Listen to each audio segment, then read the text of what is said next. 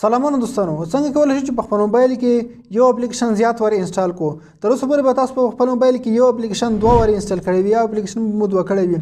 خو په نن ویډیو کې وداسې طریقه درته ښایم چې دغه په طریقې سره تاسو کولی شئ په خپل موبایل کې یو اپلیکیشن لاس وارې هم انسټال کړئ. یعنې تاسو غواړئ چې په خپل موبایل کې 15 فیسبوک اپلیکیشن انسټال کړئ یا 15 یا شپږ تاسو د ټیک ټاک اپلیکیشن انسټال کړئ، 15 یا شپږ واتس اپ اپلیکیشن انسټال کړئ. تاسو په ډېره اسانۍ سره کولی شئ او تاسو کولی شئ په یو وخت باندې ټول اکاونټونه فعال وساتئ.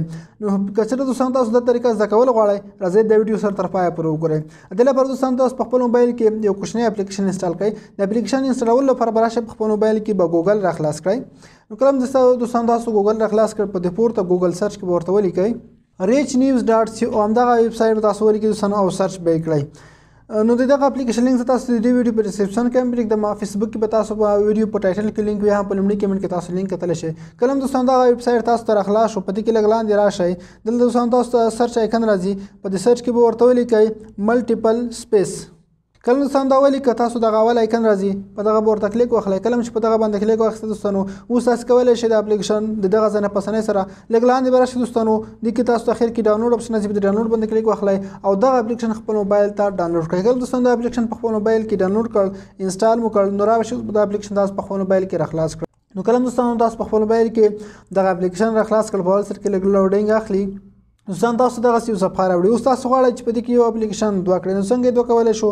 زه راځم په دې فیسبوک آیکن باندې ورته کلیک کوم او لاندې تاسو باندې کولن اپشن راځي، په دغه ورته کلیک واخلئ او دې سره به دا اپلیکیشن 2 شي. ګورئ دوستان دغه 2 شو. اوس که تاسو غواړئ چې دا فیسبوک بیا هم 2 کړئ، بیا راشئ په دې پلس آیکن باندې ورته کلیک واخلئ. کله هم دلته کلیک واخیسته، بیا لاندې راشئ، بیا هم فیسبوک باندې کلیک واخلئ، بیا کلیک واخلئ. ګورئ دوستان موږ سره 2 فیسبوک شول. اوس که زه غواړم چې بیا فیسبوک په دې کې انسټال کړم، بیا هم کولی شم. زه غواړم په دې کې واتساپونه 2 کړم. بالکل تاسو کولی شئ. ګورئ موږ بزنس واتساپ او د بل مسنجر واتساپ مسنجر هم 2 کړ. دغه کې تاسو کولی شئ هر اپلیکیشن تاسو وغواړئ 2 3 ویل تاسو بیا دوباره انسټالولی شئ. ګورئ زه فیسبوک بیا 2 کوم. تاسو ګورئ ما سره دومره زیات فیسبوک انسټال شول. د ایډ به راشي، تاسو به دغه سکیپ کړئ. په دغه طریقه سره دوستان تاسو کولی شئ په دې کې یو اپلیکیشن ډېر وارې انسټال کړئ. هر اپلیکیشن تاسو په اسانۍ سره کولی شئ. که تاسو غواړئ د اپلیکیشن راخلاص کړئ، بالکل دوستانو دا وسل پسې کار کوي. که کوم پرمیشن یې غوښتل تاسو به دې پرمیشن ورکړئ. کله چې پرمیشن ورکړئ دوستانو، دغه اپلیکیشن تاسو په اسانۍ سره کولی شئ. دا ته ما واتساپ باندې کلیک واخیسته، زه اوس په دې کې واتساپ راخلاصوم او تاسو ته طریقه درښایم. ګورئ دوستانو ما ته واتساپ راخلاص شو. سمپل تاسو په نیکسټ اپشن باندې کلیک وکړئ، ایګری باندې کلیک واخلئ، خپل نمبر ولیکئ. کله چې نمبر ولیکئ، نمبر ته به کوډ راشي، په دې کې واتساپ جوړول شي.